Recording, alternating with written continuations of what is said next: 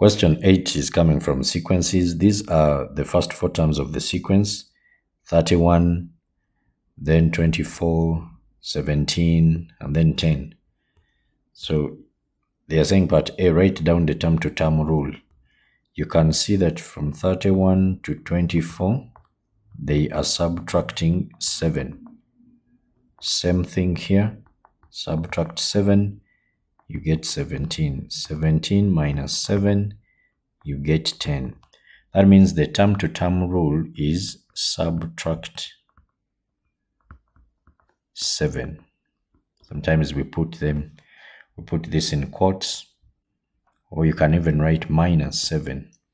Okay, but when you write it as minus 7, it's like you're giving the common difference. Okay, so usually the term to term rule, we will write it as a statement. Find the next terms in the sequence. So we shall have 10 minus 7, which gives us a 3. Then 3 minus 7, it will give us negative 4. So therefore we have 3 and then negative 4. Find the nth term. So since this one is a linear sequence, we have the common difference. The nth term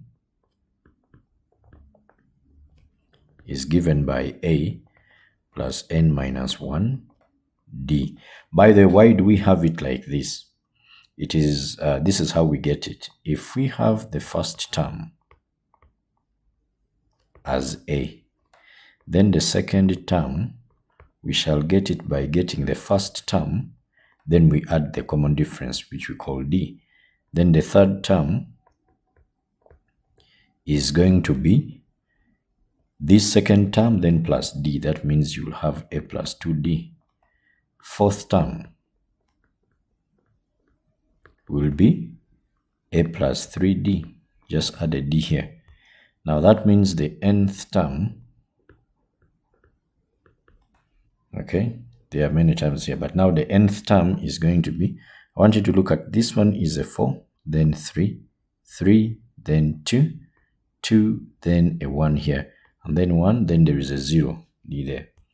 So meaning that we have A, which is all through constant, then plus this one reduces by 1, not so? So if we are having n, then we shall say minus 1 d. So that's what we are. That's why we are having this one here. So A here is the first term. D here is what we call the common difference. The term to term rule. What are we doing every now and then as we go from one to another? From one term to another. So the first term here is 31, then plus n minus 1. Our common difference is a negative 7. Now we open the brackets, 3, 1. Then this one will be minus 7n because you're having a positive times a negative. And then a negative times a positive, you get a positive value. So plus 7. And then 31 plus this 7, that will be 38. So I'll write 38, then there is this minus 7n. So that becomes my answer. Question 9. A cuboid measures 3 centimeters by 7 centimeters by 11 centimeters. Calculate the surface area of this cuboid. So we can have this cuboid like this.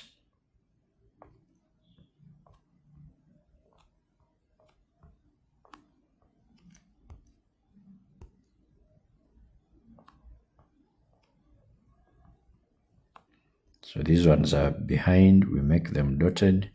So if this is maybe 3 centimeters, this is 7 centimeters, and then 11 centimeters, you can split this one into a net. And when you split it into a net, you can have the base here, which is 3 by 7. Then this one falls off this side. Okay. And this is 11, this is 11.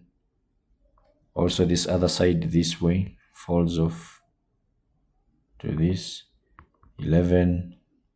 Okay, then this part facing us can fall here, and then the one behind, then this one on top, I can put it this way or I can put it this other side. Okay, so I'm going to put it this way because of the space. So something like that. 3, and this one has to be 11. This one here is the same as this, such that when you bring them back, they are going to fold. The same thing here. Then even this one, 11, 11, now 3, 3, 3, 3. And since this one is the same as this one here, that means we shall have a 7 here. Okay, so we have these two which are equal. So we have this and this are equal. Then this one here and this one, they are equal. Then we also have this one here. I'm marking it with that, and also this one, they are equal. So total surface area